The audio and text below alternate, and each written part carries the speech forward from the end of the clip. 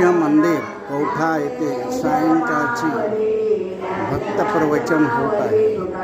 भक्तलीला होत आहे। स्त्री महिला मंडळ